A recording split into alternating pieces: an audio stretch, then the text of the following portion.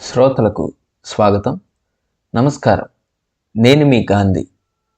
మా యొక్క ప్రసారాన్ని పూర్తిగా ఆలకించి మీ యొక్క ప్రశంసను లైక్ బటన్ ద్వారా తెలియపరచగలరని ఆశిస్తున్నాం. అదేవిధంగా మా యొక్క ఛానల్ను సబ్స్క్రైబ్ చేసుకొనగలరని మా మనవి. ఈ మధ్యకాలంలో తెలుగు సినిమా పరిశ్రమ ఎన్నో లోటుపాట్లను, ఎన్నో సవాళ్లను, రాజకీయపరమైనటువంటి ఒత్తిళ్లను, అదే రకంగా రాజకీయ పార్టీల తరపున ఎన్నో విధాలుగా అణగదొక్కబడుతూ బెదిరింపులకు లోనవుతూ ఉన్నది. అయితే వీటంతటికీ గల కారణాలను మనం వెతుక్కునే క్రమంలో ఈ యొక్క ప్రసారంలో పూర్తి వివరణ మీ వరకు నేను తీసుకురావాలని నేను ఆశిస్తున్నాను. నా యొక్క వివరణ మీకు నచ్చినట్లయితే తప్పనిసరిగా ఈ వీడియోను లైక్ చేయండి, సబ్స్క్రైబ్ చేయండి. మొదటగా అసలు ఈ భారతీయ సినిమా అనేది ఏంటి, ఎలా మొదలైంది, దాని చరిత్ర అనేది మనం క్షుణ్ణంగా తెలుసుకుందాం. సంఖ్యాపరంగా భారతీయ చలనచిత్ర రంగం ప్రపంచంలో అత్యధిక చిత్రాలు నిర్మించే పరిశ్రమ. దాదాపు అన్ని ప్రధాన భాషల్లోనూ సినిమాలను నిర్మిస్తున్నారు. హిందీ, తెలుగు, తమిళం, కన్నడ, మలయాళం, బెంగాలీ, మరాఠీ భాషల్లో సినిమా నిర్మాణం మిగిలిన భాషల కంటే గణనీయంగా ఉంది. ఈ మధ్యకాలంలో ఏటా దాదాపుగా 1000కి పైగా చిత్రాలు విడుదలవుతున్నట్టు అంచనా. ఈ చిత్రాలు కేవలం భారతదేశంలోనే కాక దక్షిణాసియా, రష్యా, అరబు, ఆగ్నేయ ఆసియా దేశాలలో కూడా బాగా ప్రాచుర్యం పొందాయి. కైరోలో జరిగిన ఆఫ్రో ఆసియన్ చలనచిత్ర వేడుకల్లో భారతదేశం నుంచి శివాజీ గణేశన్, ఎస్వి రంగారావులకు ఉత్తమ నటుడిగా పురస్కారాలు లభించాయి. భారత చలనచిత్ర రంగాన్ని ముఖ్యంగా 2 భాగాల కింద విభజించవచ్చు: ఉత్తర భారత చలనచిత్ర రంగం, దక్షిణ భారత చలనచిత్ర రంగం. ఉత్తర భారత చలనచిత్ర రంగంలో చాలా భాషలకు సంబంధించిన చిత్రాలున్న హిందీ చిత్రరంగం బాలీవుడ్లో పైచేయి ఉంటుంది. మరోపక్క దక్షిణ భారత చలనచిత్ర రంగంలో తెలుగు, తమిళం, మలయాళం, కన్నడ భాషల చిత్ర పరిశ్రమలు పోటాపోటీగా కలిసిమెలిసి ఉంటాయి. 1904లో మొట్టమొదటిసారి భారతదేశంలో సినిమా చూడడం జరిగింది. విదేశాల నుంచి తెచ్చిన ది లైఫ్ ఆఫ్ క్రైస్ట్, క్రీస్తు జీవితం అనే చిత్రాన్ని ఒక చేతితో త్రిప్పే ప్రొజెక్టర్పై చూపించారు. సరైన వేగంతో ఎక్కువ తక్కువ కాకుండా రీలును త్రిప్పడం అనేది ప్రాజెక్టర్ ఆపరేటర్ నైపుణ్యంపై ఆధారపడి ఉంటుంది. ది లైఫ్ ఆఫ్ క్రైస్ట్ సినిమాను మళ్ళీ చూసిన దాదాసాహెబ్ ఫాల్కేలో స్వయంగా సినిమా తీయాలనే కోరిక బలపడింది. ఏబిసిడి ఆఫ్ సినిమాటోగ్రఫీ అనే పుస్తకాన్ని ఆయన క్షుణ్ణంగా అధ్యయనం చేశారు. 1912లో ఇంగ్లాండ్ వెళ్ళి దాదాసాహెబ్ ఒక కెమెరాను, విలియమ్సన్ కెమెరా అంటారు దాన్ని, ఇతర పరికరాలను కొని వాటిని ఉపయోగించడం నేర్చుకున్నారు. వాటితో ఆయన 1912లో తీసిన రాజా హరిశ్చంద్ర భారతదేశపు మొదటి చలనచిత్రం. ఇది 1913 మే 17న విడుదలయ్యింది. ఆ సినిమా పబ్లిసిటీలో తమ చిత్రం 2 మైళ్ళ పొడవుంటుందని, అందులో 57,000 ఫోటోలు ఉన్నాయని చెప్పుకున్నారు. ఈ చిత్రంలోని ఆడవారి వేషాలను మగవారే వేశారు. అలా దాదాసాహెబ్ ఫాల్కే భారతీయ చలనచిత్ర పితామహుడు అయ్యారు. ఇదే సమయంలో మద్రాసులో రఘుపతి వెంకయ్య కూడా ఇదే ప్రయత్నంలో ఉన్నారు. ఆయన ఆసియాలోని చాలా ప్రాంతాలు తిరిగి చిత్ర పరిశ్రమ అభివృద్ధికి తోడ్పడ్డారు. ఆయన చాలా మూకీ చలనచిత్రాలు, టాకీ చిత్రాలు నిర్మించేవారు. అప్పట్లో మద్రాసులో ప్రప్రథమ సినిమా హాల్ను నిర్మించిన వ్యక్తి ఆయన. ఈ విధంగా నంది పురస్కారాలలో రఘుపతి వెంకయ్య పురస్కారాన్ని చేర్చడం జరిగింది. 20వ శతాబ్ది మొదట్లో చలనచిత్రాలు మామూలు మధ్యతరగతి జనాలకు బాగా చేరవయ్యాయి. అందులోనూ చలనచిత్ర ప్రవేశ ధరలు బాగా తక్కువగా ఉండడంతో ప్రజలు చలనచిత్రాలను వీక్షించి ఈ పరిశ్రమను ఆదరించారు. ఇదే సమయంలో భారతీయ యువకులు కొందరు చలనచిత్ర దర్శకులై భారతీయ సాంప్రదాయాలని చలనచిత్రాల్లోకి తీసుకురావడం మొదలుపెట్టారు. తరువాత దాదాసాహెబ్ 1914 సంవత్సరంలో మోహిని భస్మాసుర, సత్యవాన్ సావిత్రి అనే మరి 2 మూకీ చిత్రాలు తీశారు. లండన్ నుండి వెలువడే సినిమాటోగ్రఫీ అండ్ బయోస్కోప్ అనే పత్రిక ఈ చిత్రాలను ప్రశంసించింది. గత దశాబ్ద కాలంగా తెలుగు సినిమా పరిశ్రమ అనేక సవాళ్లను, ఎన్నో ఒడిదుడుకులను ఎదుర్కొంటూ వస్తుంది. పరిశ్రమలో అనేక క్రొత్త పదాలు కూడా ఉత్పన్నమయ్యాయి. Compound, review, grace, nepotism, pan India, monopoly, high budget అనే పదాలు వీటిలో ముఖ్యం. పై వాటి అన్నింటిలో అతి ముఖ్యమైనది మోనోపోలీ. నేటి పరిశ్రమ సమస్యలకి ముఖ్య కారణం ఇది.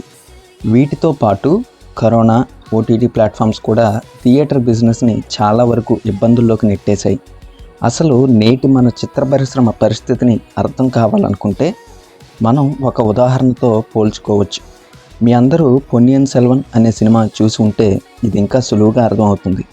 పరిశ్రమ అంతటిని సామ్రాజ్యం అనుకుంటే దీనికి ఇప్పటి వరకు చక్రవర్తి అనే పదవీ కాలం ఖాళీగా ఉంది. ఆఫ్టర్ దాసరి నారాయణరావు గారు ఈ సోకాల్డ్ కాంపౌండ్ అనే పదాలతో ఉత్పన్నమైన సంస్థానాధిపతులు వారి యొక్క ప్రాబల్యం అంటే పవర్ కోసం అటు రివ్యూవర్స్ని పెంచి పోషిస్తున్నారు. ఇక్కడ రివ్యూవర్స్ సైన్యాధిపతులు అయ్యారు. ఇక వారి తర్వాత ఈ ఫ్యాన్స్ అందరూ సైనికులు అయ్యారు. ఒక సంస్థానం ఇంకో సంస్థానంపై దాడులు చేసి వారి యొక్క పరపతిని, అధికారాన్ని పెంపొందించుకోవాలని దాడులు చేసినట్టు ఒక కాంపౌండ్ ఇంకో కాంపౌండ్ హీరోలపై, వారి సినిమాలపై రివ్యూవర్స్ అనే సైన్యాధిపతులు ఫ్యాన్స్ అనే సైనికుల సహాయంతో దాడులకు దిగుతున్నారు. ఎన్టీఆర్ గారు, ఏఎన్ఆర్ గారి కాలంలో ఒక బయటి వ్యక్తిగా స్వయం కృషి చేసి పైకి వచ్చిన హీరో గారు చిరంజీవి గారు. ఇక ఆ తర్వాత చిరంజీవి గారు, నాగార్జున గారు, బాలయ్య గారు, వెంకటేష్ గారి కాలంలో అలా వచ్చిన హీరో రవితేజ గారు.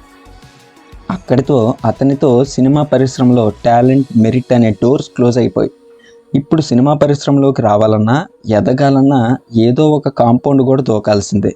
నేను ఈ మాట ఎందుకంటున్నా అంటే నేటి చిత్ర పరిశ్రమలో ఎవరు అలా టాలెంట్ తోటో, ఓన్ బిల్డింగ్ తోటో వస్తున్నారు కాదు. వచ్చిన ఎవరు సర్వైవ్ అవ్వరు. ఉదయ్ కిరణ్, రాజ్ తరుణ్, విజయ్ దేవరకొండ, శంకర్ కోమాకుల ఇలాంటి వారు అనేక మంది అణిచివేయబడుతున్నారు కూడా.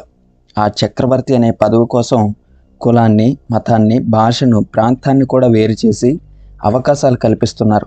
ఇలా సాగుతున్న ప్రయాణంలో దిల్ రాజు గారు తన యొక్క డెవలప్మెంట్లో భాగంగా థియేటర్స్ని లీజుకు తీసుకోవడం, తన చేతిలోనే ఎక్కువ మొత్తంలో థియేటర్స్ని హోల్డ్ చేయడం వంటి పనులు ప్రారంభించారు.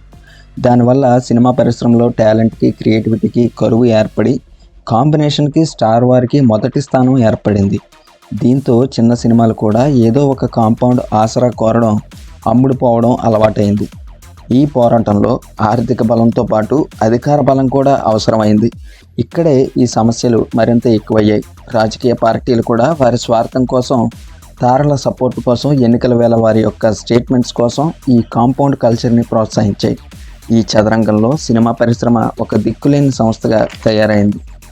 కాబట్టే ప్రతి ఒక్కరూ కూడా సినిమా స్టార్స్ని, సినిమా పరిశ్రమని చాలా ఈజీగా టార్గెట్ చేస్తున్నారు. వీటన్నింటితో పాటు భారతదేశంలో రాష్ట్రాల వారీగా విడిపోతున్న సినిమా పరిశ్రమ బాలీవుడ్, టాలీవుడ్, శాండిల్వుడ్, మాలీవుడ్ అని వీరిలో భేదాభిప్రాయాలు కూడా ఒక కారణం. వీటంతటికీ కూడా ఒక సొల్యూషన్ ఏమైనా ఉన్నది అని అంటే నాకు తోచినంతలో దీనంతటికీ సొల్యూషన్ ఒకటే.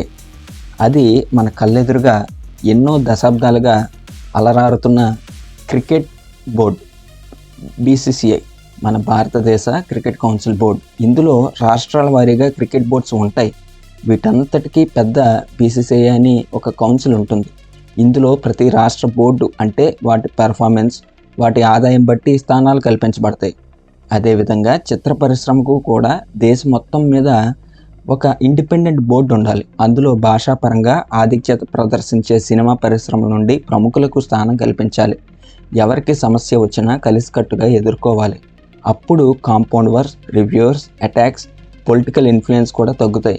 మొదటగా ఇక్కడ గమనించాల్సింది పాలిటిక్స్ని డైరెక్ట్గా ఎండోర్స్ చేయడం అనేది అస్థిరమైన సినిమా పరిశ్రమకు చాలా ప్రమాదకరం.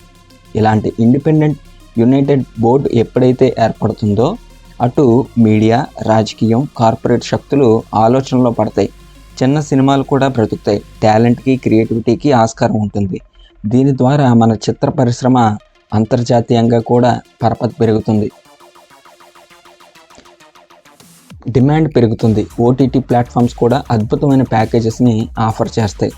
ఎప్పుడైతే బీసీసీఐ వంటి ఇండిపెండెంట్ బోర్డుగా చిత్ర పరిశ్రమ దేశీయంగా నిలబడుతుందో ఎటువంటి శక్తులు కూడా ఏమీ చేయలేవు. మొదటగా చిత్ర పరిశ్రమని స్ట్రాంగ్ చేయాలి. పర్సనల్గా తీసుకొని వెళ్ళడం ద్వారా ఇన్ని అనర్థాలు వస్తున్నాయి అనేది నా భావన. Boycott compound culture, encourage talent, make Indian cinema to be proud.